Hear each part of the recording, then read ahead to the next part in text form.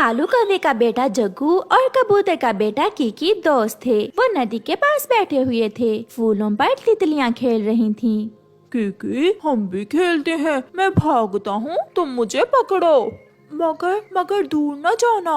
फिर वो खेल शुरू करते हैं। जग्गू आगे आगे और कीकी पीछे पीछे। जग्गू उड़ता हुआ नदी के ऊपर चला जाता है। कीकी जैसे ही उसे पकड़ने लगता है तो जग्गू नदी में गिर जाता है। तुमने मुझे धक्का दिया है। मैं बताता हूँ, मैं अपनी मम्मा को बताता हूँ जाकर। जग्गू रोता हुआ वहाँ से चला जाता है। दोस्त, मैं तो आपको पकड़ रहा था। गलती मेरी नहीं, तुम्हारी है। तुम क्यों नदी के ऊपर गए? मम्मा मारा है मुझे। कीकी ने मारा है और मुझे धक्का देकर नदी में गिरा दिया है।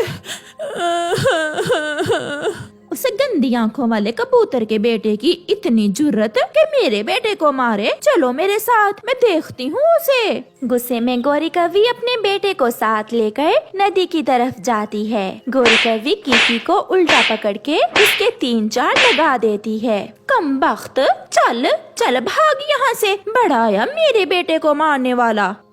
आंटी, मैं जाता हूँ और अपनी मम्मा को बताता हूँ आपने मुझे मारा है। रोता हुआ कीकी अपने घर जाता है और अपनी मम्मा लूसी को बताता है। मम्मा, उसने मुझे मारा है। किसने मारा है आपको बेटा? गौरी आंटी ने बहुत मारा है मुझे। चलो मेरे साथ, मैं अभी देखती हूँ उसे। लूसी गुस्से में अपने बेटे को साथ लेकर जाती है और जाकर जग्गू को पकड़ के उसके 3-4 लगा देती है। तुम्हारी इतनी जुर्रत कबूतरी कि तुम मेरे बेटे को मारो। रुको, मैं अभी बताती हूँ तुम्हें। दोनों में लड़ाई शुरू होती है। बच्चे खड़े कभी इधर तो कभी उधर देख रहे थे। यहाँ रुको, मैं अभी आती हूँ। भागती हुई गोरी घर जाती है। कालू कौवा बैठा न्यूज़पेपर पढ़ रहा था। तुम यहाँ बैठे हुए हो और वहाँ मुझे और तुम्हारे बेटे को मार मार कर उस कबूतरी ने बंदर बना दिया है। लूसी ने मारा है मेरे जग्गू को? हाँ, उसने मुझे भी मारा है। गुस्से में कालू भागता है। मेरे बेटे को मार कर तुमने अच्छा नहीं किया। अब मैं बताता हूँ तुम्हें। रुको, अगर मुझे हाथ लगाया तो मैं भी अपने कबूतर को बुला कर ले आऊंगी। जाओ, बुला लो उसे। तुम्हें रोका किसने है?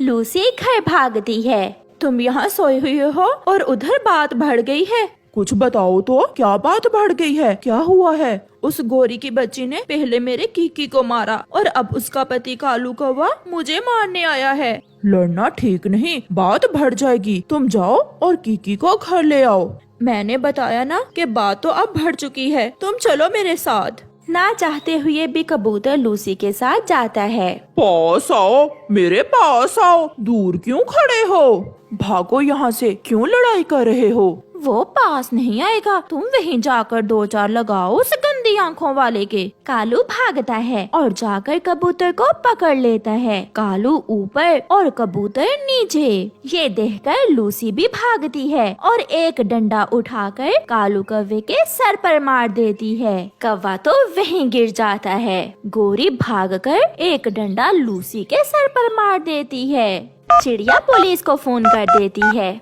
पुलिस, जल्दी आए, हमारे जंगल में लड़ाई हो गई है, जल्दी आए। फिर थोड़ी ही देर बाद पुलिस की गाड़ी आ जाती है और पुलिस सबको पकड़ लेती है। 2 महीने जेल में रहोगे तो सबके दिमाग ठीक हो जाएंगे। मुझे छोड़ दो। लड़ाई पहले कबूतरों ने शुरू की थी। इन कौवों ने मेरी पत्नी का सर फोड़ दिया है। मेरा सर भी देखो, मेरे सर से भी खून बह रहा है। सबको पुलिस ले जाती है। कीकी और जग्गू एक दूसरे का हाथ पकड़े ये सब देख रहे थे। दोस्त, मैंने ऐसा तो नहीं सोचा था। चलो आज हम दोनों मेरे घर में सोते हैं और एक दूसरे को कहानियाँ सुनाएंगे। रात को वो दोनों एक दूसरे को कहानियाँ सुनाते हैं और खेलते हैं, क्योंकि बच्चों के दिलों में नफरतें थोड़ा होती हैं। वो तो इधर लड़े और उधर खेलने लगे। इसलिए तो कहते हैं बच्चों की बातों पर लड़ाई करना ठीक नहीं, क्योंकि बच्चे तो बच्चे होते हैं। आपका धन्यवाद। बारिश का मौसम था। चिड़िया और उसकी बेटी अपने घर में खिचड़ी बना रही थीं। गुड़िया बेटी, क्या आपने दाल भगो दी है? मम्मा, मैंने दाल भी भगो दी है और चावल भी साफ कर दिए हैं। हवा के साथ खिचड़ी की खुशबू दूर दूर तक जा रही थी। चिड़िया के पड़ोस में एक दुष्ट कौवा और उसके जैसी ही उसकी पत्नी रहती थी। गोरी, ये खुशबू कहाँ से आ रही है? चिड़िया के घर से आ रही होगी। जब भी बारिश होती है चिड़िया खिचड़ी जरूर बनाती है। अब तो चिड़िया के घर चोरी करने से भी डर लगता है। हर बार मैं फंस जाता हूँ। अब किस तरह चिड़िया की खिचड़ी खाऊं? वो मनहूस ऐसे ऐसे मसाले डालती है कि खुशबू से हमारे मुंह से पानी ही नहीं रुकता। ऐसा ही है, मेरे मुंह में भी पानी आ रहा है। कालू, तुम बैठो, मैं जाती हूँ और चिड़िया से कोई झूठ बोलकर खिचड़ी लेकर आती हूँ। फिर गोरी अपने घर से निकलती है। तेज बारिश में गोरी कौवी उड़ती हुई चिड़िया के घर जाती है। वो दरवाजे पर दस्तक देती है। मम्मा, ऐसी तेज बारिश में कौन होगा? मैं देखती हूँ बेटी, शायद कोई मुश्किल में ना हो। चिड़िया बाहर जाती है। चिड़िया, वो है ना लूसी कबूतरी, उसने मुझे भेजा है। माँ आई है उसकी। लूसी की माँ आई है? हाँ चिड़िया, बेचारी लूसी के घर में भोजन नहीं है। वो मेरे घर में बैठी हुई है। अगर तुम्हारे पास कुछ खाने को है तो दे दो उसे।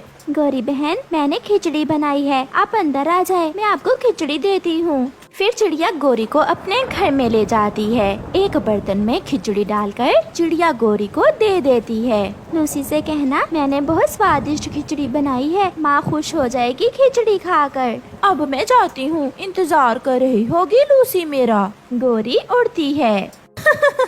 कालू, कालू, जब मैंने कहा कि लूसी की माँ आई है और वो खिचड़ी मांग रही है तो चिड़िया ने सच मान लिया।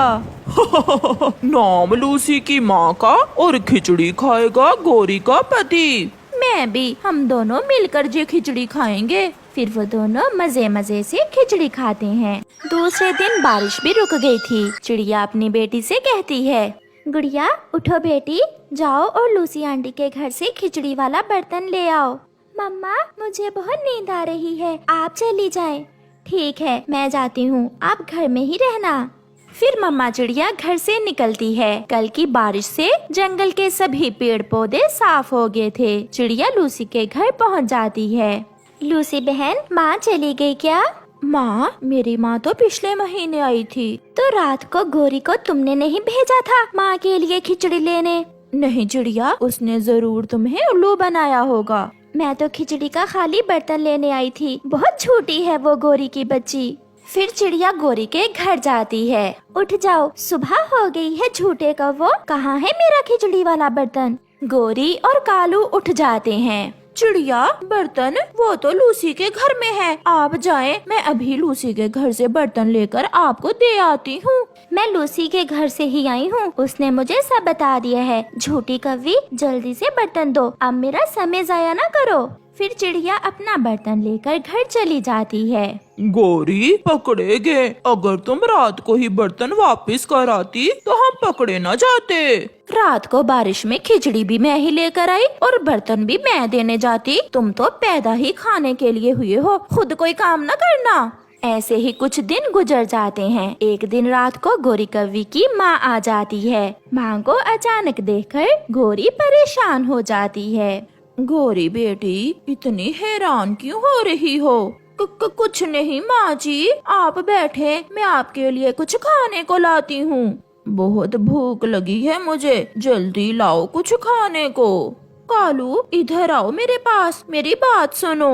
माँ आई है, इस समय घर में खाने को कुछ भी नहीं है। जल्दी से जाओ और पड़ोसियों से कुछ ले आओ। तब तक तुम माँ को बातों में लगाए रखो।